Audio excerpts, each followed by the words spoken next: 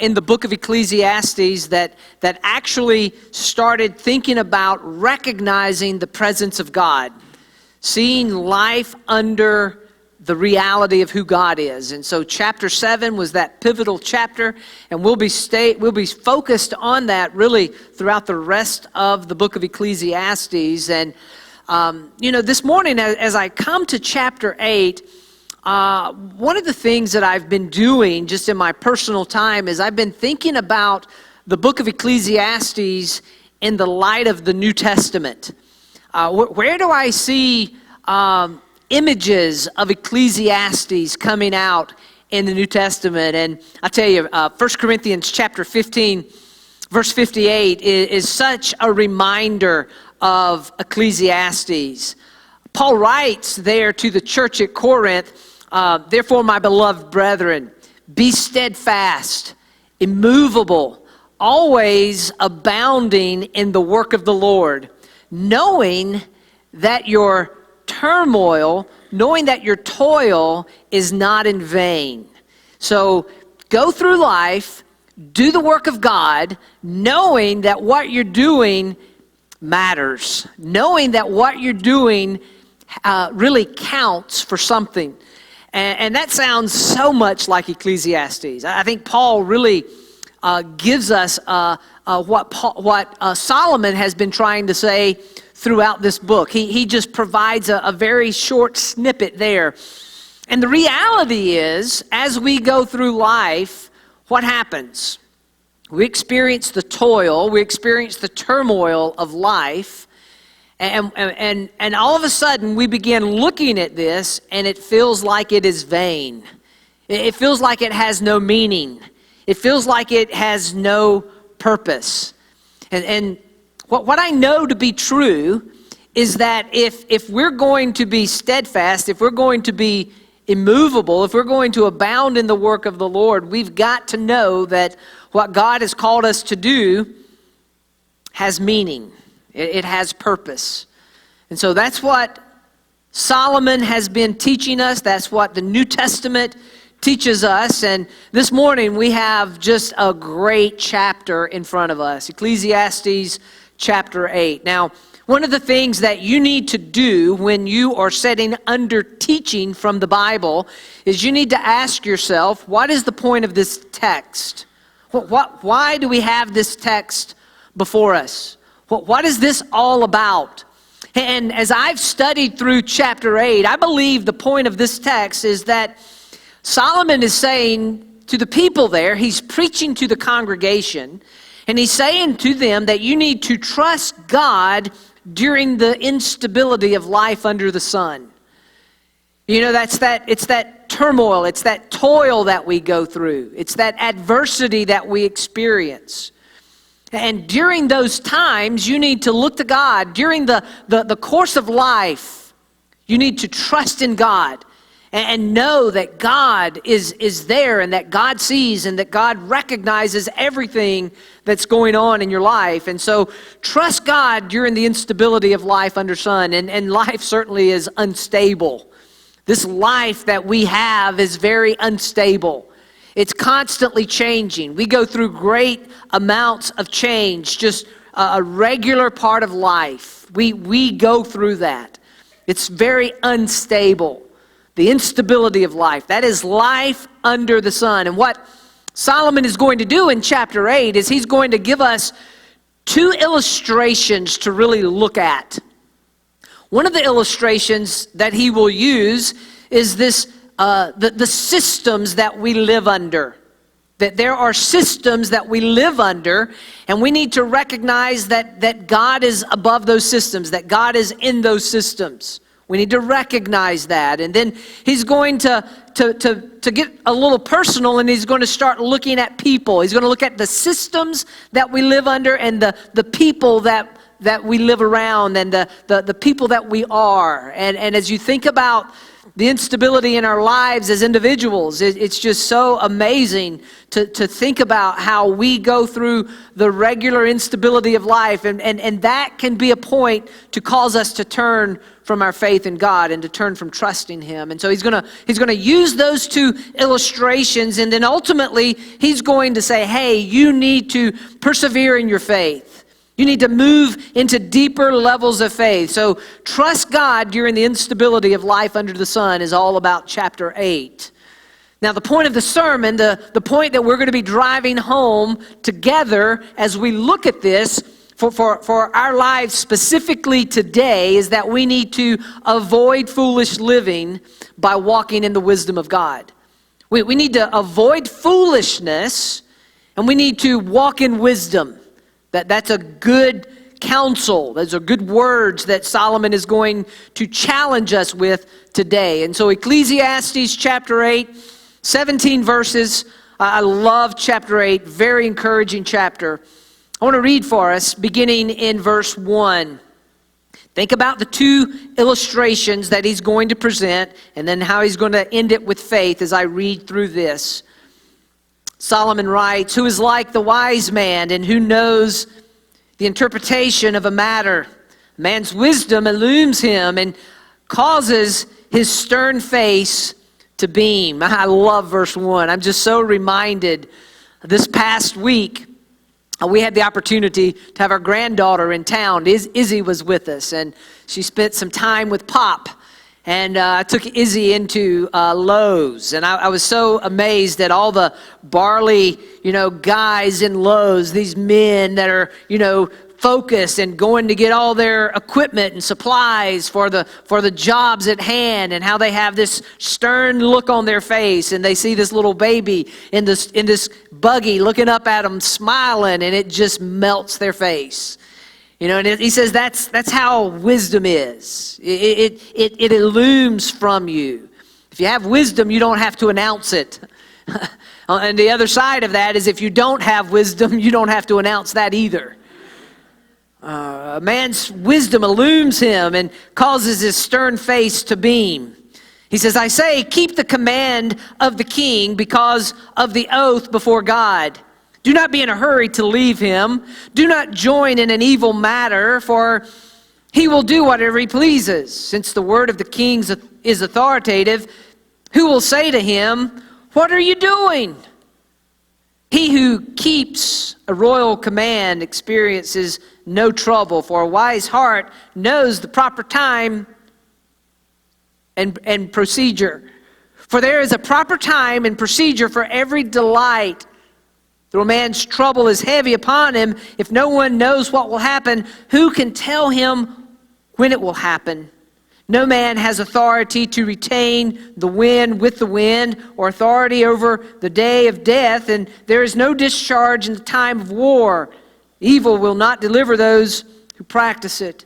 All this I have seen and applied in my mind to every deed that has been done under the sun, wherein a man has exercised authority over another man to his hurt. So then, I've seen the wicked buried, those who used to go in and out from the holy place, and they are soon forgotten in the city where they did thus. This too is futility. Cause the sentence against an evil deed is not executed quickly. Therefore the hearts of the Son of Men among them are given fully to do evil. Although a sinner does evil 100 times and may lengthen his life, still I know that it will be well for those who fear God, fear him openly. But it will not be well for the evil man. He will not lengthen his days like a shadow, because he does not fear God. There's futility which is done on the earth. That is, there are righteous men to whom it happens according to the deeds of the wicked. And on the other hand, there are evil men to whom it happens according to the deeds of the righteous. I say, this too is futility. So I commanded pleasure. For there is nothing good for a man under the sun except to eat and drink and to be merry, and this will stand by him in his toils throughout the days of his life, which God has given him under the sun. When I gave my heart to know wisdom and seek the task which has been done on earth, even though one should never sleep day or night, and I saw every work of God, I concluded that man cannot discover the work which has been done under the sun. Even though the man should seek laboriously, he will not discover. And though the wise man should say, I know, he cannot discover. 17 verses. Ecclesiastes chapter 8. A quick outline for you to kind of help you have some handles as we work through chapter 8. Verses 1 through 9 is going to be all about wisdom. It's going to talk about wisdom. And again, he's just going to use an illustration, just one illustration, to highlight wisdom. He's going to say this is wise. He's going to use the systems that we live under. Verses 10 through 15, he's going to deal with foolishness. Again, he's going to have an illustration and he's going to say this is foolish.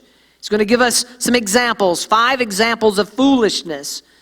And then in verses 16 and 17, he's going to land the plane by talking about faith, the importance of faith. So wisdom, foolishness, faith. Write those 3 things down. Wisdom, foolishness, faith. First off, let's start with wisdom. And more specifically in verses 1 through 9, he is going to say it is wise to respect authority. It is a wise thing to respect authority.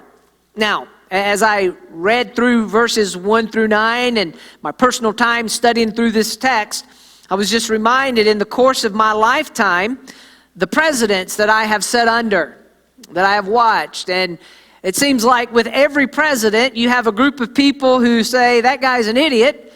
And you have a group of people that say, man, everything he does is perfect.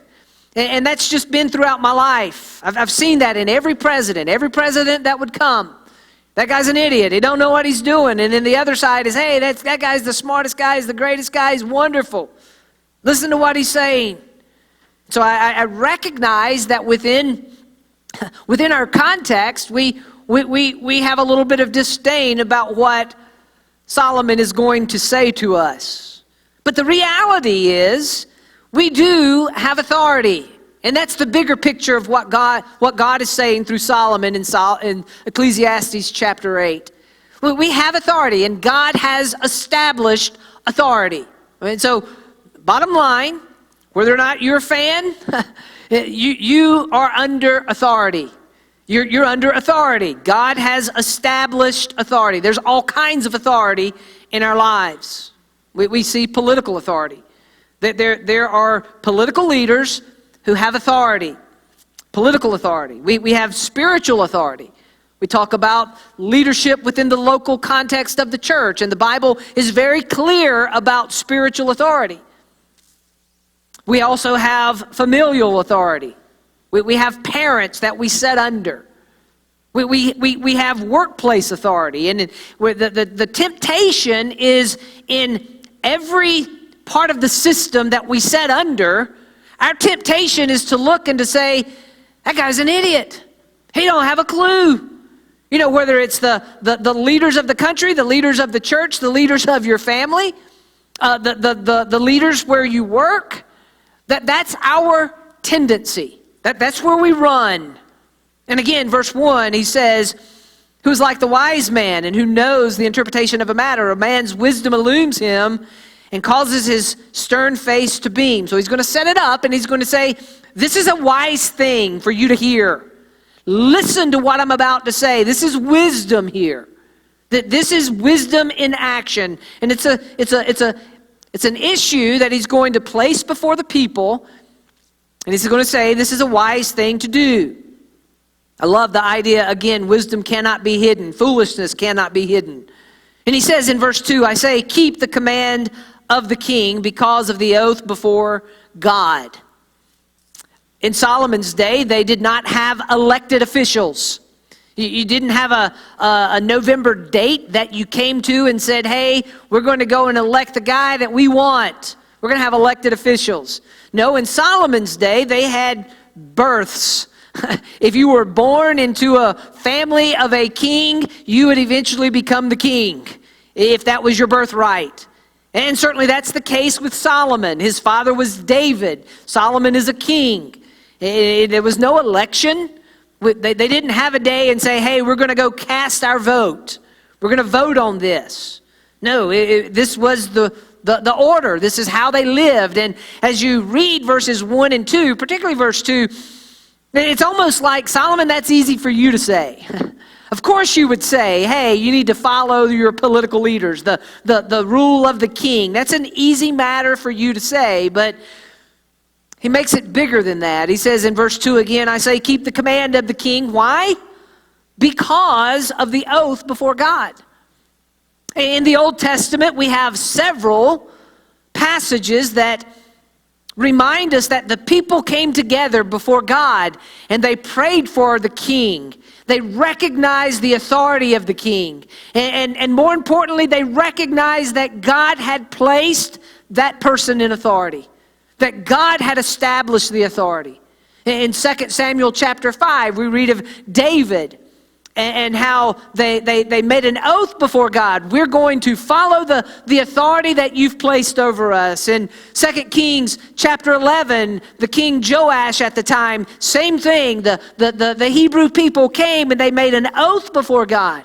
They said, we will honor the king. And then certainly in 2 Chronicles chapter 29, we read of the same oath that was made concerning Solomon. We'll follow him. We've made an oath before God. You see, people and king make an oath before God of their responsibility. We're going to do this. We're going to follow because of this. Now, before we get too far into this with Solomon, I just wanted to do kind of a gut check here and think about New Testament scriptures that would also support this. And listen to what we have written by the Apostle Paul over in Romans chapter 13. Got it on the screen for you. Paul says every person is to be in subjection to the governing authorities. For there is no authority except from God. And those which exist are established by God. Therefore, whoever resists authority has opposed the ordinance of God, and they who have opposed will receive condemnation upon themselves. Strong words. He's saying, listen to the authority. And if you do any study in the New Testament, you know that Nero is going to eventually be a guy that's going to rise to authority in the New Testament, and he's going to be a persecutor of Christians. And Paul and the New Testament church, all the time they say honor authority. They say respect authority. And they lived under such a harsh situation. And all along, again, they say honor authority, respect it in 1 Peter chapter 2, verses 13 through 17. Notice what Peter says. Submit yourself to the Lord's sake, for the Lord's sake, to every human institution, whether to a king as one in authority or to governors as sent by him, for the punishment of evildoers and the praise of those who do right. For such is the will of God, that by doing right you may silence the ignorance of foolish men. Act as free men, and do not receive your freedom as covering for evil, but use it as a bondslave of God. Honor all people, love the brotherhood, fear God, honor the king.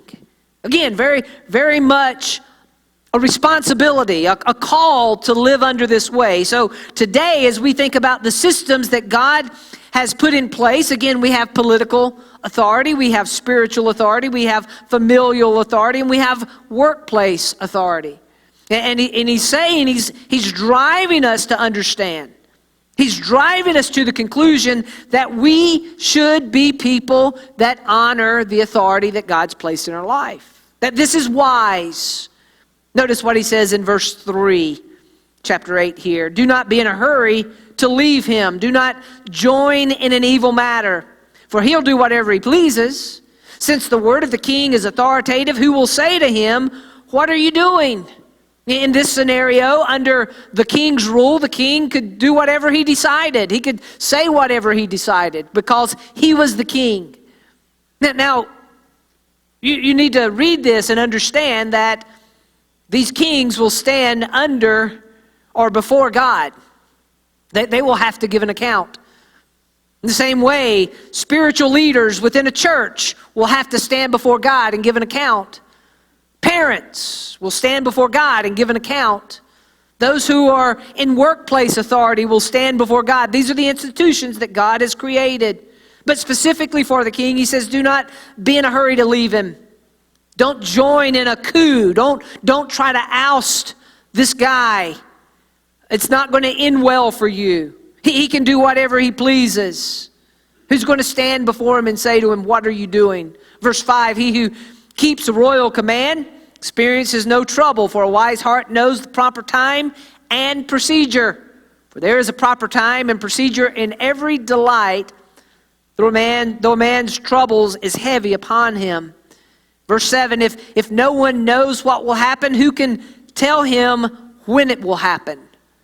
Ultimately, God has placed authority within this world. We're to honor that authority. This is wise. But ultimately, even the authority that God has placed in the world is not in and of itself all-inclusive. It's not an authority that has full knowledge of everything. It is limited in its knowledge. And he begins to make a transition here in verses 8 and 9. And the transition of thought is going to highlight that idea that even authority lacks ultimate power. That they only have so much power. When you really get down to it, that they're only so powerful. Notice verse 8, no man has authority to restrain the wind with wind. Who can stand up and say, I'm going to use the wind to restrain the wind with? Who can do that? There's no government leaders that can do that. There are no spiritual leaders that can do that. There's no authority within our family that can do that. No workplace authority. No man has that kind of authority. In addition, he says, our authority over the day of death. Do you have authority to pronounce the day of death, that it's coming? And there is no discharge in the time of war, and evil will not deliver those who practice it.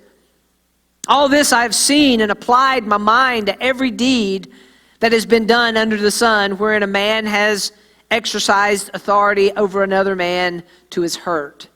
And ultimately, he is driving home the point that there are limitations to the authority that a man has or a leader has. There are limitations. The big point, the big takeaway here is that we are called to honor the authority that's over us. That's how we're called to live. Now he's going to transition, and the big word here in verses 10 through 15 is the word foolishness. And basically he is going to say it is foolish to disrespect God. It is foolish to disrespect God. So he's used the institutions to show us wisdom and how wisdom is lived out. Now he's going to go to the other extreme, and he's going to say, here's a picture of foolishness. This is what foolishness looks like. When you disrespect God, that's a foolish thing. Notice verse 10. So then I have seen it, the wicked buried, those who used to go in and out from the holy place, and they are soon forgotten in the city where they did thus. This too is futility. I'm going to give you 5 statements of foolishness that are that's in the text before us in verses 10 to 15. Here you go. So number 1, when we disrespect God when we practice or participate in empty worship. When we are involved in empty worship, that is disrespectful to God, and ultimately, that is foolishness. Now, you notice there in verse 10, he says, I've seen the wicked buried. He's called the wicked people here. And notice who they are. Those are the ones who used to go in and out from the holy place. These are wicked people going in and out of the holy place? What on earth is he talking about? Well, the problem that they were involved with is that when they would come into the holy place, they would leave out as unchanged people. And for Solomon, he is saying that this is empty worship. It's empty worship. When we come in to this time for our gathering, it's not to just spin our wheels, to get a good chill up and down our back, or, to help people develop their skill in singing. No, we're coming to hear the Word of God. We're coming to say to God, you are God. I want to know you. I want to grow in likeness. I want to become like you. And empty worship means that I come before God and I leave the same way that I came in. It's empty. There's no meaning. There's no purpose. That there are churches that meet regularly, almost 7 days a week, and their time is empty. There's nothing there. It will vanish. It's futile. There's no meaning. There's no purpose. And so he's saying that you need to make sure that you are not those people who come in and out of the holy place and you're not changed. You've not been changed by God. You need to make sure that that does not represent you, because for those people, those are the people who are disrespecting God. They participate in empty worship. Verse 11, because the sentence against the evil deed is not executed quickly. I think that's so interesting. Behavior modification. If you want to change a behavior, you have to institute it quickly, right? Somebody here at the church, I will not name any names, but came to me and they began telling me about how wonderful it is to have a training collar that sends a slight jolt into your dog, how that gets your dog's attention pretty quickly. And I thought this would be a good idea. And so I bought a training collar, and you can turn it up, and thankfully I haven't had to jolt my dog really much at all. I mean, the vibration does it. But the idea is when you see bad behavior, you condemn it quickly. And that's how you get them out of that practice of whatever it is that they're doing. If they're eating your sock or eating your shoe or whatever they're doing, you give them a little jolt, and this will kind of be that reinforcement quickly. And the reality is that's not life for us. Well, we don't do bad and then God's there and slaps our hand and say, hey, you need to straighten that up. It's not like, after church, we're standing over in the corner gossiping about somebody and God says, don't do that. Don't do it. It's not executed quickly. And so because of that, we have this delayed response. We don't take it very serious. That there's no immediate response, and so we can just kind of do our own thing. And so the sentence against an evil deed is not executed quickly there. Therefore, notice what happens as a result of this. The hearts of the sons of men among them are given fully to do evil. Our response is, if there's no quick response, I'm just going to live it up. I'm going to do whatever I think. I'm going to live however I please. I'm going to do whatever I think I need to do because there is no quick response. I can live however. And so it's important to understand that we disrespect God when we pursue evil. It is disrespectful. God is gracious. He's patient. He's merciful. He's slow to anger. But we don't see that. All we see is no condemnation, no response. I can do whatever and there's really no consequences. So I can live however. And Solomon is going to say that this is pursuing evil. This is an evil thing. And it is very disrespectful to God.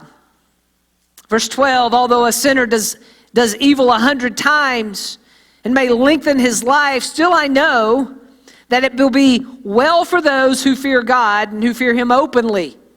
Be vocal about it.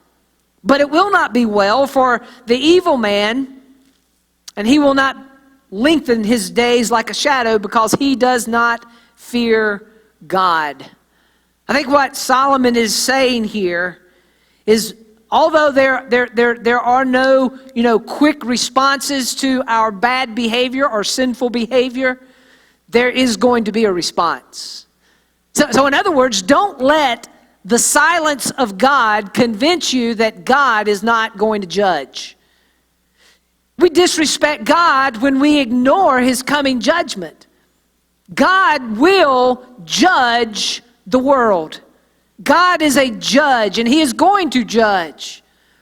We see God through the lens of long suffering, of patience. We see God in that light.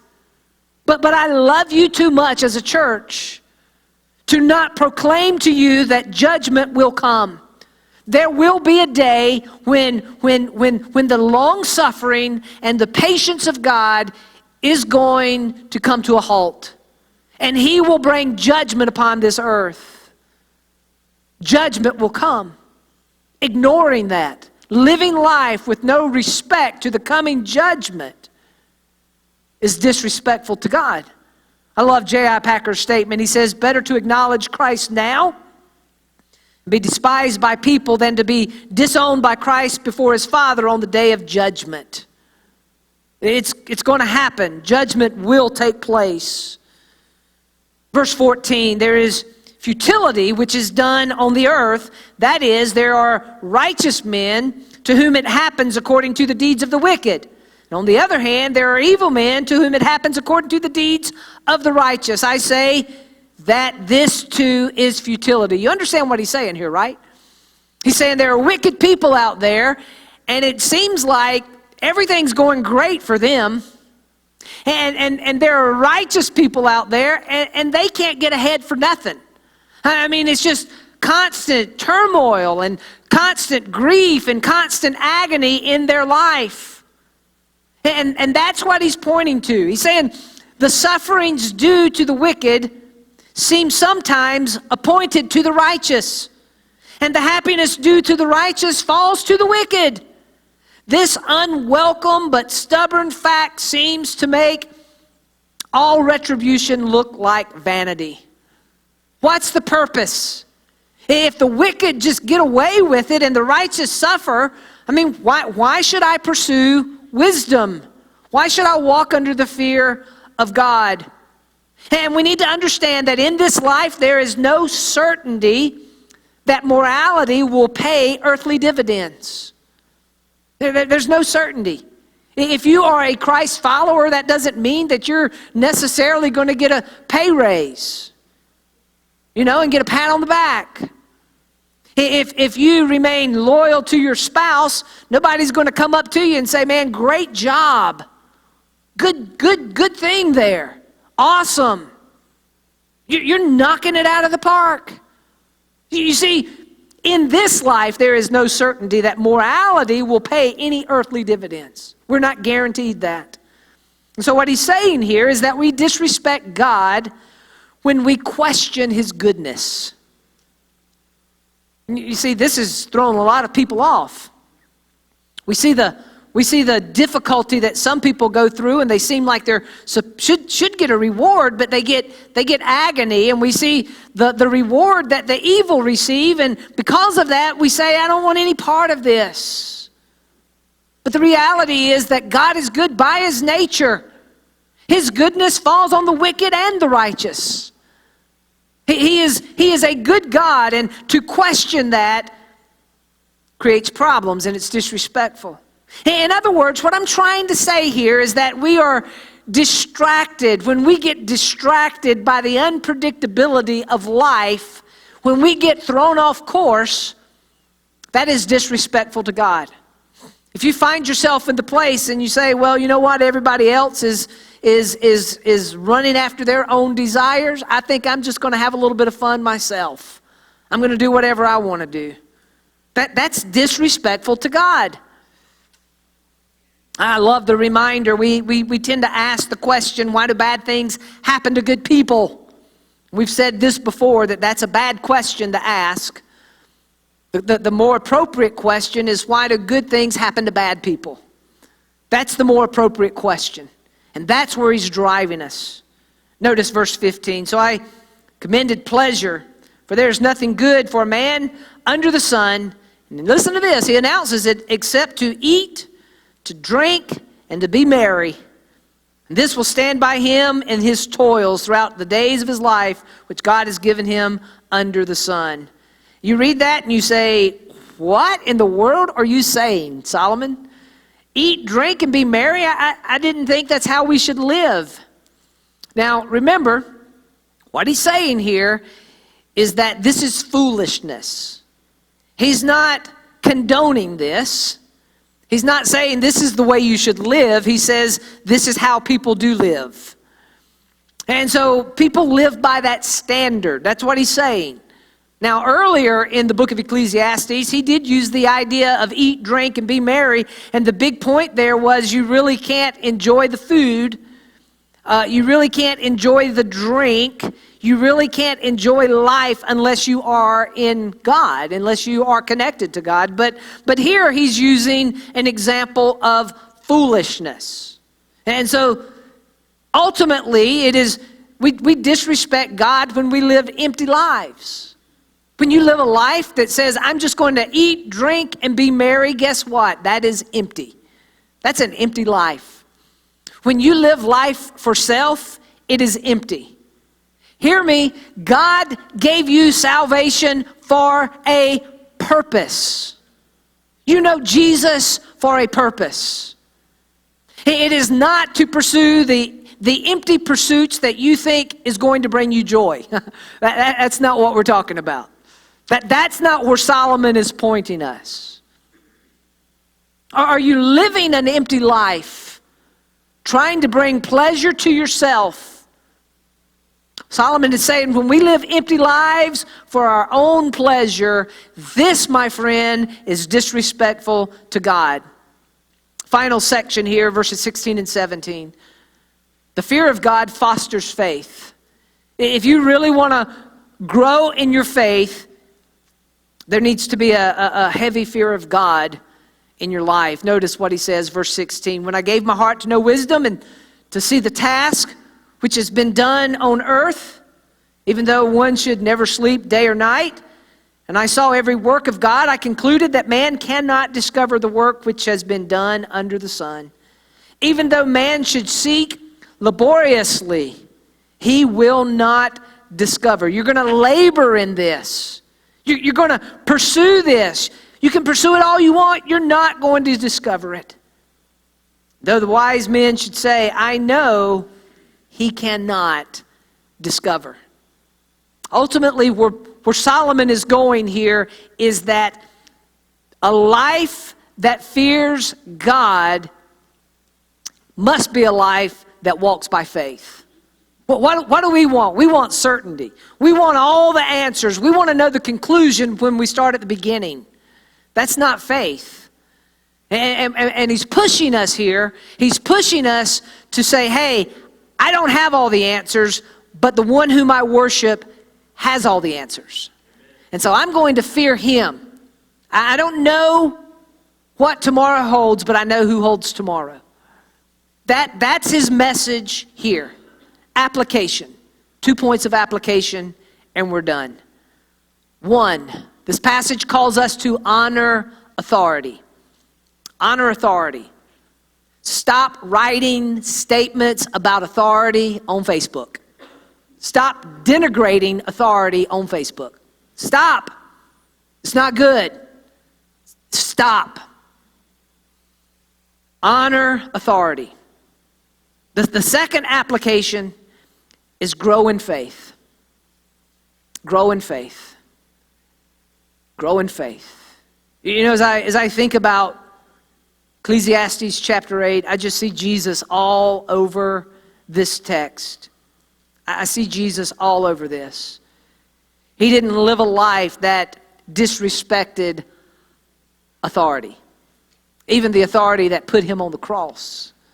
He honored that authority. He honored it. He did not participate in empty worship. He did not pursue evil. He did not ignore the coming judgment. He spoke over and over and over again about the coming judgment. He didn't question the goodness of God. Jesus was one who didn't live an empty life, but he lived a life of purpose.